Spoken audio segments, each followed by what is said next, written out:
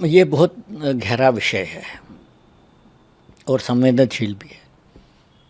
मुझे लगता है कि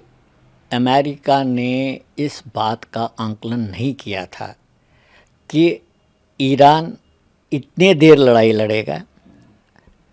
हमारे जो बेसिस हैं, उनके जो बेसिस हैं अरब देशों के, वो गल्फ़ के हैं, यूएई के हैं, कुवैत, सऊदी अरेबिया, कतर, उनको मेरे ख़्याल से बिल्कुल अंदाज़ा नहीं था कि इस पर ईरान हिट करेगा। लेकिन मैं मानता हूँ जो सबसे बड़ा एक लैप्स है अमेरिका का, वो ये है कि उन्होंने शायद सोचा भी नहीं होगा कि स्ट्रेट ऑफ हॉर्मूज़ को बंद किया जाएगा। ये सबको पता था कि ईरान स्टेट ऑफ, उनके स्ट्रेटजिक लोकेशन इतनी geographically they are so well place, मतलब इतनी अच्छी तरह से स्टेट ऑफ हॉर्मूज़ के ऊपर बैठे हैं, क्योंकि स्टेट ऑफ हॉर्मूज़ जो ईरान की साइड का है वो रगड टेरेन है, माउंटेन्स टेरेन है, हाई ग्राउंड है। वहाँ पर कोई भी बैठेगा वो स्टेट ऑफ हॉर्मूज़ में जो भी चलेगा, छोटा बोट भी चलेगा, उसको डोमिनेट करेगा। और स्टेट ऑफ हॉर्मूज़ में डीप सी पोर्ट्स हैं, मतलब इसका ये है कि बड़े बड़े जहाज़ वहाँ पर आ सकते हैं, लोड कर सकते हैं और वहाँ से निकल सकते हैं क्रूड। अब जब ये हुआ तो दुनिया भर में हाहाकार मच गया, क्योंकि चाइना का तो 90% तेल वहाँ से निकलता है, जापान का सब्सटेंशियल अमाउंट निकलता है, साउथ कोरिया का सब्सटेंशियल अमाउंट, हमारा भी 40% वहाँ से निकलता है, बांग्लादेश, श्रीलंका, ये जो साउथ ईस्ट एशिया और साउथ एशिया की कंट्रीज, इनमें स्ट्रेट ऑफ हॉर्मूज़ से बहुत तेल निकलता है। हालांकि भारत जो है पूरा 100% निर्भर नहीं है इस पर, लेकिन तब भी क्योंकि हम नेट इम्पोर्टर्स हैं एनर्जी के, तो हमें प्रॉब्लम तो होती है। मेरे ख्याल से ये उनको आइडिया नहीं था। लेकिन जब ये हुआ और दुनिया भर में अब इससे एनर्जी डिफिशिएंट स्टेट्स हैं या एनर्जी डिफिशिएंट स्टेट ना होने से भी, कि सब कुछ तो एनर्जी पर ही चलता है, तो मेरे ख्याल से यूनाइटेड स्टेट्स के पास भी या इजराइल के पास भी तो मैसेज चला गया होगा, भाई आपने ये क्या कर दिया, स्टेट ऑफ हॉर्मूज़ को तो बंद ही करा दिया आपने। अच्छा, उनको इस चीज़ का ज़्यादा नॉलेज नहीं था या वो केयर नहीं करते थे, क्योंकि ना इजराइल का तेल वहाँ से जाता है ना अमेरिका का तेल। अमेरिका तो खुद ही उनके पास इतना ज़्यादा, अब उनको वेनेजुएला भी मिल गया, तो उन्होंने इसकी चिंता नहीं करी, परवाह नहीं करी। लेकिन आपको मालूम है अमेरिकन पॉलिटिक्स से डेमोक्रेसी है, अमेरिकन पॉलिटिक्स में दुनिया भर के लोग इन्वॉल्व हैं और इलेक्शन आ रहा है नवंबर में,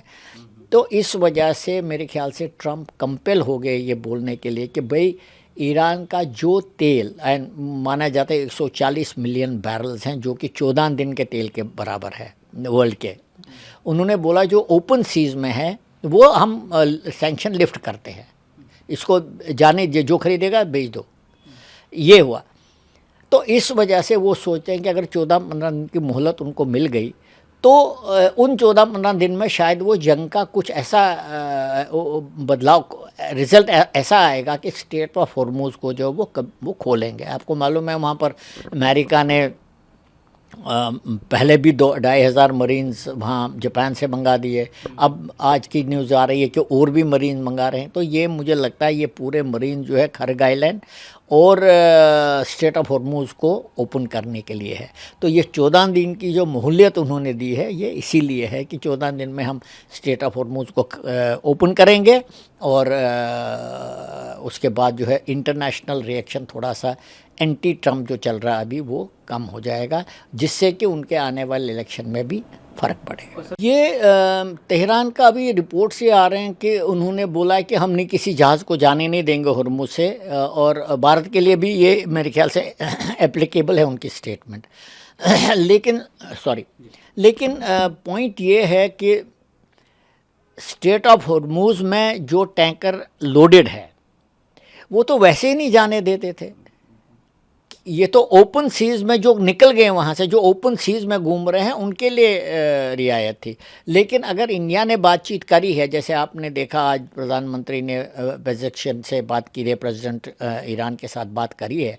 तो अगर आपस में उनका बीच में कुछ हुआ होगा, फैसला हुआ होगा, कुछ कंप्रोमाइज़ हुआ होगा, कुछ एक्सेप्टेंस हुआ होगा, मेरे ख्याल से बातचीत उसी लिए हुई थी। अभी जो न्यूज़ आ रही है कि ईरान ने अटकनें लगाई हैं, इसमें ऑब्स्टेकल क्रिएट कर रहे हैं, शायद वो उसी को रिमूव करने के लिए होगा। मैं मानता हूँ कि भारत के लिए ऑयल का इतना ज़्यादा संकट नहीं है जितना जापान के लिए और चाइना के लिए है, क्योंकि हमारा तो 40% ही आता है, हम तो रशिया से बहुत ख़रीद रहे हैं, और लेकिन उसके बावजूद क्योंकि हमारी रिलेशंस तेहरान के साथ बहुत अच्छी हैं और लॉन्ग टर्म में अगर सोचे तो हमारे नज़दीक है ईरान, तो हमारी रिलेशन सिविलाइजेशनली भी बहुत स्ट्रॉन्ग है। तो मैं मानता हूँ इंडिया की जो ये समस्या दूर हो जाएगी और इंटरनेशनल प्राइसेस में भी इसका काफ़ी असर पड़ेगा, जिससे ट्रंप की जो जो विरोध में खड़े हैं लोग वो शायद थोड़ा नरम हो जाएंगे और उनके इलेक्शन जो आ रहे हैं नवंबर उसमें शायद फर्क पड़े। यही ट्रंप का एक बहुत बड़ा इसमें रीज़न है, वजह है इसकी।